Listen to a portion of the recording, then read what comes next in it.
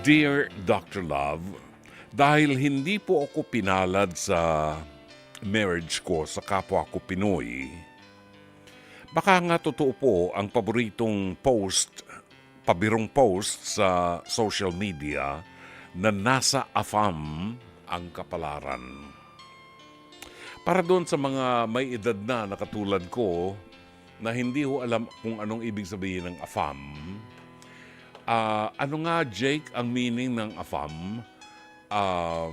Ito po yung mga foreigners na nagiging lover ng mga Filipina or Filipinos. A foreigner in Manila. Ayan. A foreigner in Manila. AFAM. Ganon. At kadalasan sa mga nakikita kong AFAM, mga may edad na. Yung bang mga lalaking retired, na mukha na lang ho ang tumitigas. Oo. Yung tuhod, mahina na. Pero, may dolyar. Di ba? It's either may dolyar or merong euro dollar. Ayan.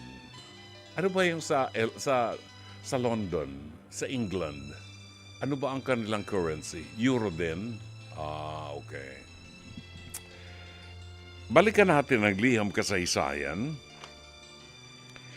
Dahil hindi po ako pinalad sa marriage ko sa kapwa Pinoy, baka nga totoo po ang pabirong post sa social media na nasa AFAM ang kapalaran.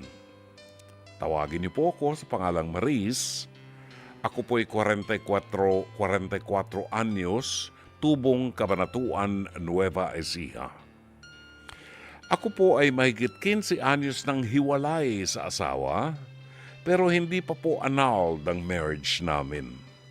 Meron po kaming isang anak na nasa senior high school, at kahit paano, katuwang ko naman ang tatay niya sa pag-aaral ng anak namin. Kahit hindi kami annulled, more than 10 years na rin may karelasyon ang mister ko, at meron silang 3 anak. Kasundo rin naman ng anak ko ang mga kapatid niya sa tatay, and I feel relieved about this. Sa haba ng panahong magkahiwalay kami ng mister ko, sinubukan ko rin namang makipag-date para may makarelasyong muli. Isa pa, gusto ko rin naman pong tumanda nang may kasama sa buhay. Nakalimang dates na po ako, Dr. Love. 3 rito ay nauwi sa relasyon, pero 8 months ang pinakamatagal. Yung isa, mahilig sa babae. Yung isa naman, laging laman ng kasino. At ang isa, walang pangarap sa buhay at mapili sa trabaho. Hanggang sa sinibukan kong makipagsapalaran sa mga dating platform sa social media.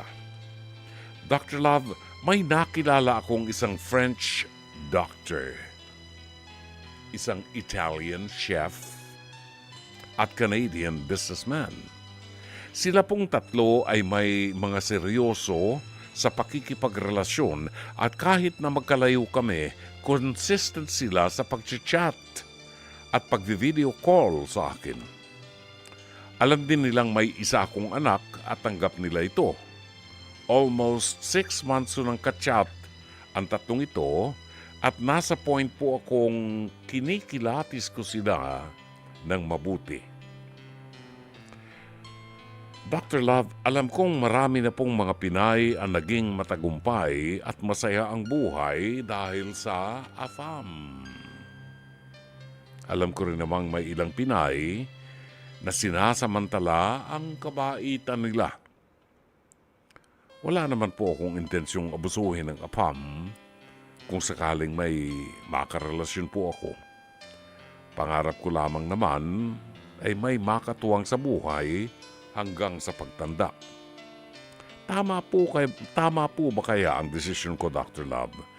Sana po ay mapayuhan niyo po ako bago po ako makagawa ng malaking desisyon. Maraming salamat. Sumasa inyo, Maris ng Cabanatuan, Nueva Ecija.